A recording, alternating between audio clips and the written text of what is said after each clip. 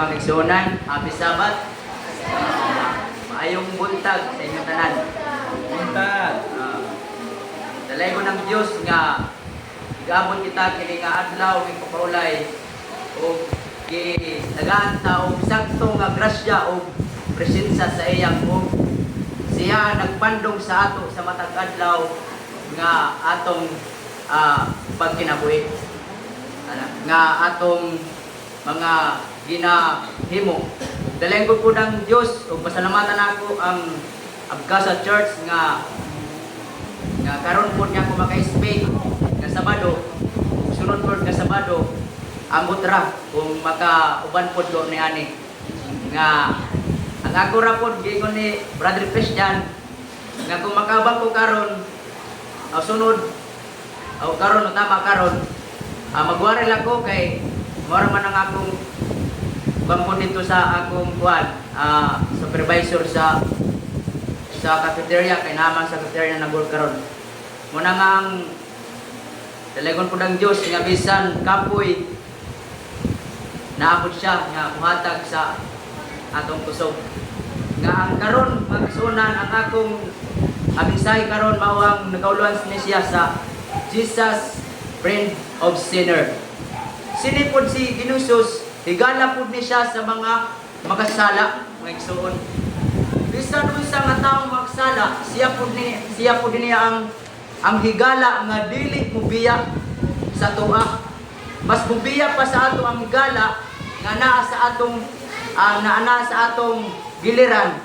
Ug ang higala pud nga naapod nga dili mubiya sa ato mao na si Jesus. Ang gibasa nga teksto ni Brother Christian nga Proverbs 18 wala man dito.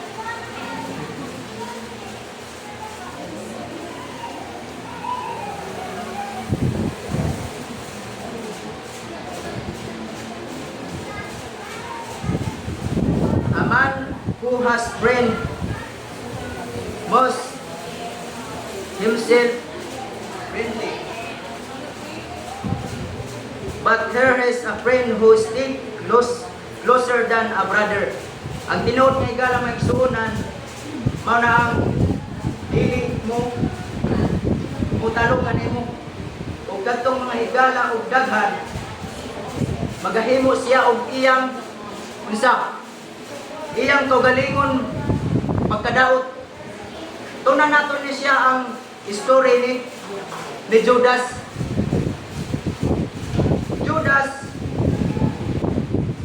Judas was part of the disciple and he was there. Gipili sa Ginoo nga siya ang piliyon ni Ginoong Hesus Kristo. Nga dito pud siya nga apil pud ni siya nga 12 ka disipulo nga naguban-uban sila ni Ginoong Hesus Kristo. Sa akong diay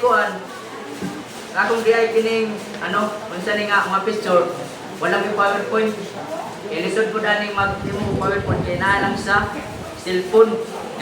Kunya, lang ni picture lang ni mga igsoon. Nga lisod ko dani nga dito ko daw kay kuti kayo. Ang tinuod nga higala mga igsuonan ang nasa diha nga nagkuha sa cottage. Dili diay tanan nga imong cottage maayo mga cottager. Dili diay tanan nga mga friend maayo nga sa atong diay kaaway ug sa atong diay pagkadaot naara diay sa sulod ug naara diay sa tuwa daplin ug naara diay sa atong kanang tapat. Mao na igsoon ni kala ang atong good close nga friend mao na si Ginoong Kristo nga mao maghigalaay natong kanunay. Patunan nato ni kinigsoon ang karakter ni Judas. Ni Judas usab pud ni siya nga dipili sa Ginoo nga nakikuban-uban pud didto nga Pilato ka mga miracle nga dugangan ni Ginoong Kristo nga 500 ka tawo, 5,000 ka tawo nga gipakaon og 5 ka tinapay og pilato ka isda, duha. Nay mabasa sa Luke chapter 24 verse 47. And while he was still spoke, behold, a multitude. Daghan po ninyo sila maigsoon higala nga nagduol ang usa ka disciple mao na si Judas. And Judas, he was called Judas, and was the 12 went before them and drew there to Jesus to kiss him. Kunya na yun siya nga Judas nga gihalukan niya si Ginoong Kristo na Jesus to kiss him. Uy, ginagkan niya si Ginoong Kristo o gihalukan. Muna igsoon nga ang halok niya ay naka-proper o naka-represent niya siya sa connection in relationship with God. Managsoon ka lang nga ang gihagkan si Ginoong Kristo ni Judas. Ringon si Judas sa Luke 22 verse 48. Apan si Jesus mingon kadiya, Judas, are you betraying the Son of Man with a kiss? Usab ko Judas nga halok nga imong gipaabot kanako. Mo na pwede pud ni siya og ngalan og forbidden kiss. Pinagbabawal nga halik siya. Pinagbabawal nga halik baga sa Tagalog pa. Apan nakaulawan si Ginoong Kristo nga nag-ingon siya, are you betraying the Son of Man?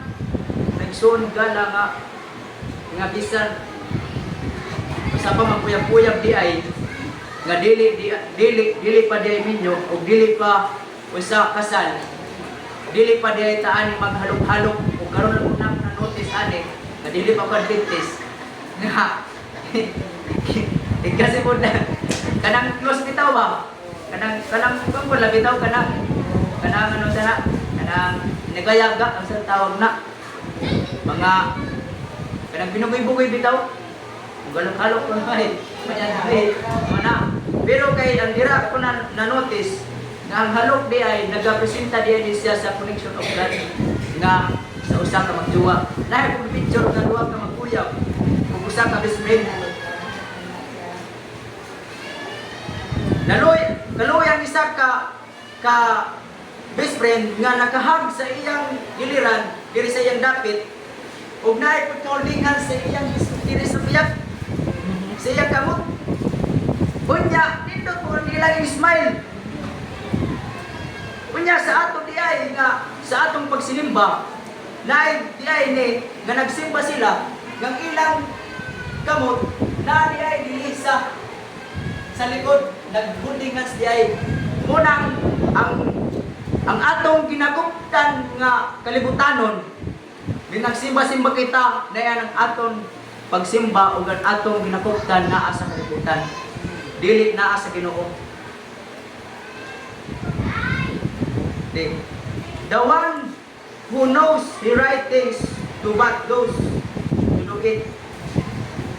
Sa James 4 verse 15 usa niya, usa ang tawo nasayod usang matarong pagkabuhaton o wala magabuhat ini siya makasala bisan pa maigsoon ni gala kay nakasulat ni siya sa James 4 verse 17 ang wala magabuhat sa makasala o wala pud siya nagabuhat og bisan nagabuhat sa matarong siya gihapon makasala mga igsoon siya gihapon makasala bisan ka pa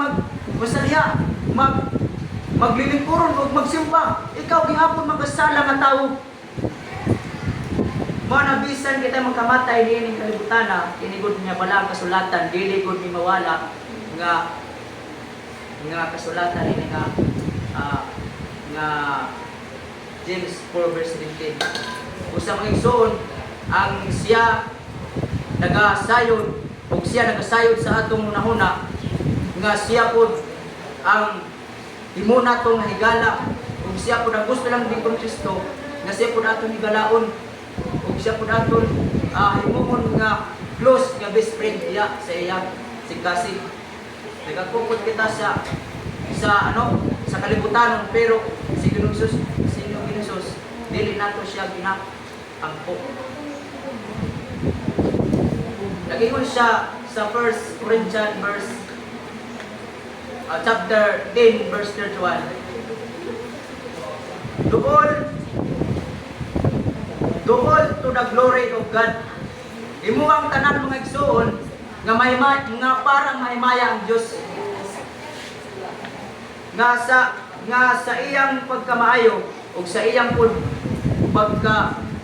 pagkayugmaon kita mga batanon mga igsoon nga sometimes dili pud nato malikayan niini no nga pagkatapos nato simba Sabado nya pagkaduling kunasad lahi na pud nato kalibutan na pud o lahi na pud nato ginahimo nang karon mga igsoon nga dili pud nako na notice ug nakita nako nga ang sige nato pag sinimba-simba sa matag adlaw ug sa matag adlaw nga Sabado kay Papaulay unya sa pagkasandi na pud ug pila na pud ka semana kita na pud nagagunit sa kalibutan nga mga kaugawan.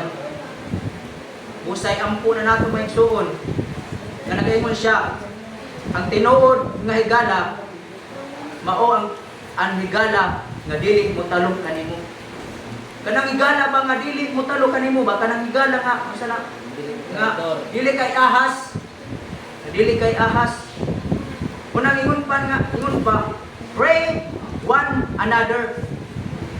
Ampuy na imong tapad nga ingon pa nga ang ginapan mo din ni Jesus ang langit. Ug ang langit ang aton handom ampuy nang imong tapad aron malangit pod. Nga dili pud ta maana makisig katawa-tawa nga sa ato nga mga kalibutan. Pray one another mga igsoon.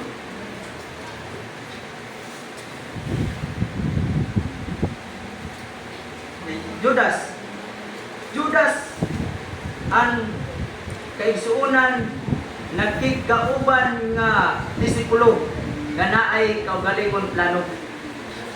Si Judas diay katong nagkigauban siya sa mga disipulo, nagipili siya ni Kristo.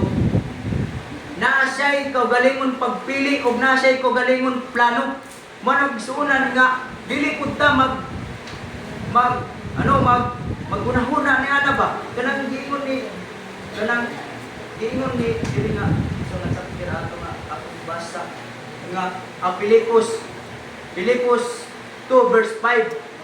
Let us the sub of mind of Jesus. Dili man gud niya diay nga ingon niya dili diay nga unahon na ginugusto nga kanang tawo nga mao na muhudas kanako. Dipili lang ako niya kana si Judas itungod sa iyang sa iyang pagkabatarong pero naa siya'y kaugalingon plano.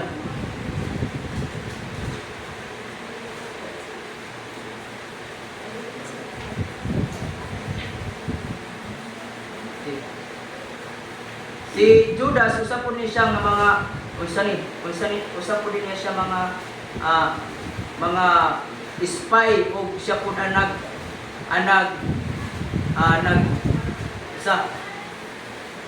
nagtudlo o nag-guide ng Ginoong Kristo.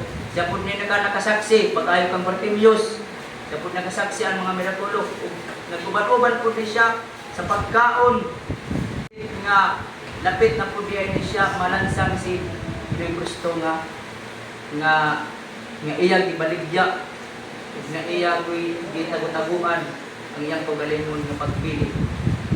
Judas isang iyang pagpili is naasay kaugalingon nga choose tama sa iyang pagpili nga kagalingon nga iyang pagpili.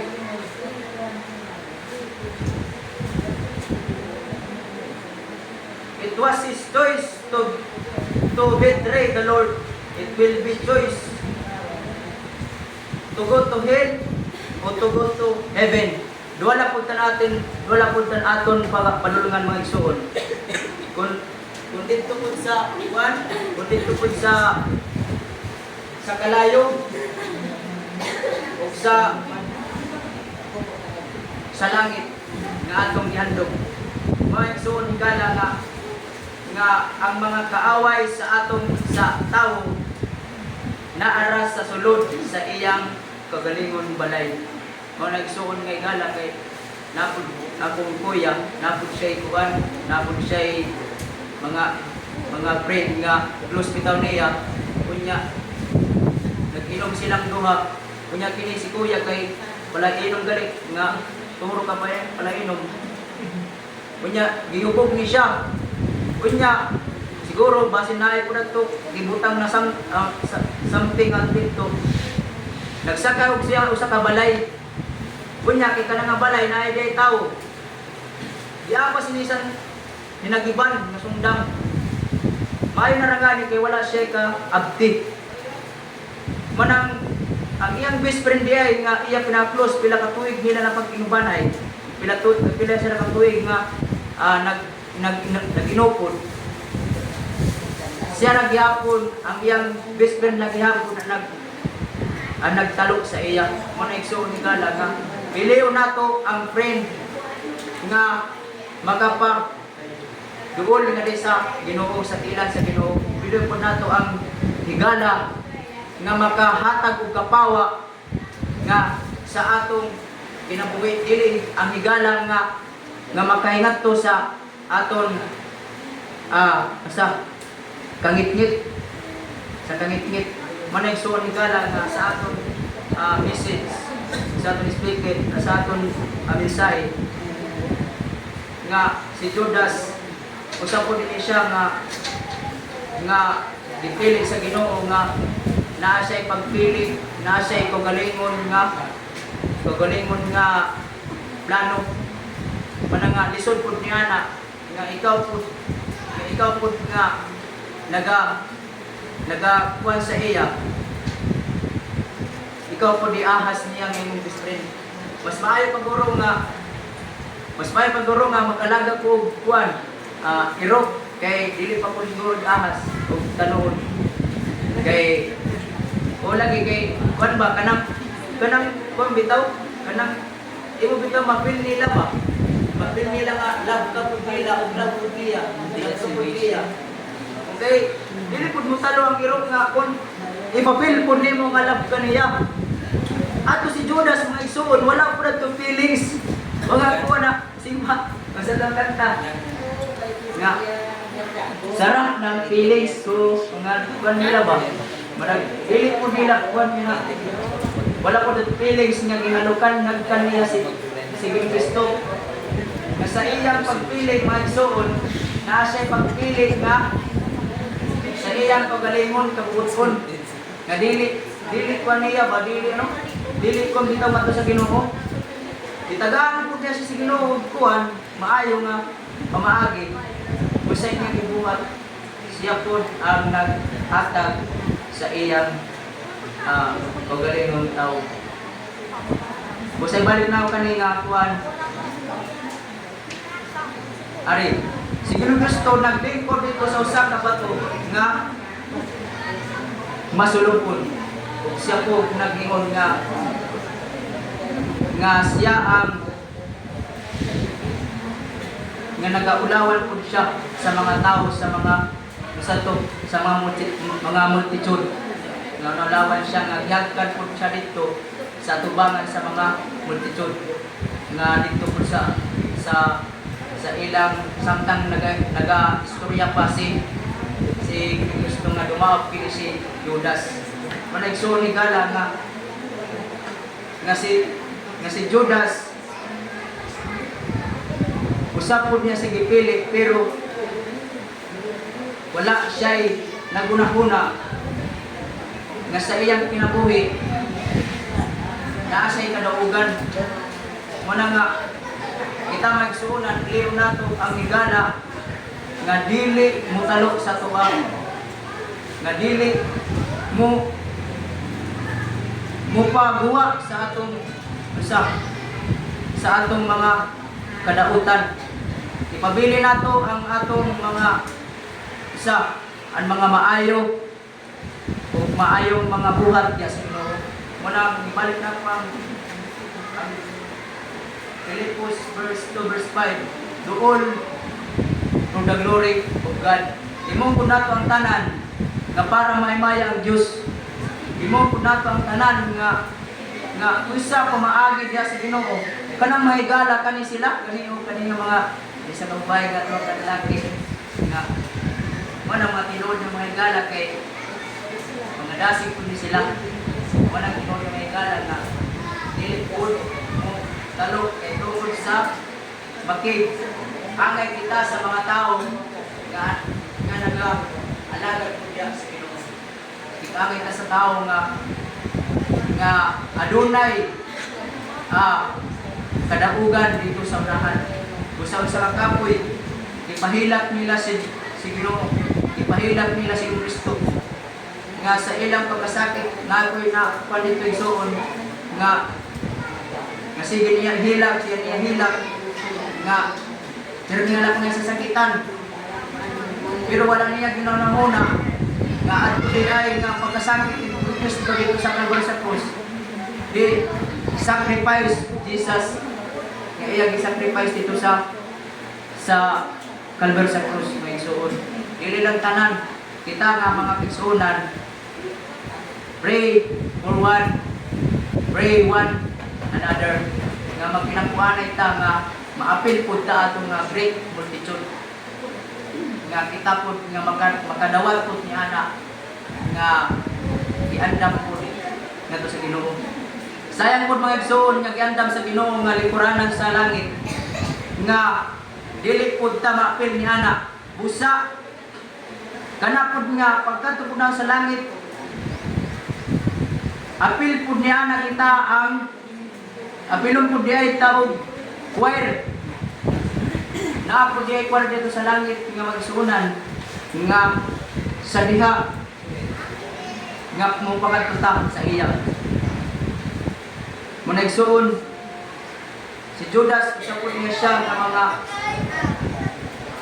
disipulo nga dili maayo ug dili nagasunod sa Ginoo ug siya nga saksihan nga daghang pud niya saksi ni Ginoong Kristo nga adunay kaugalingon pagpili sa iyang pagalingon sa mga igsoon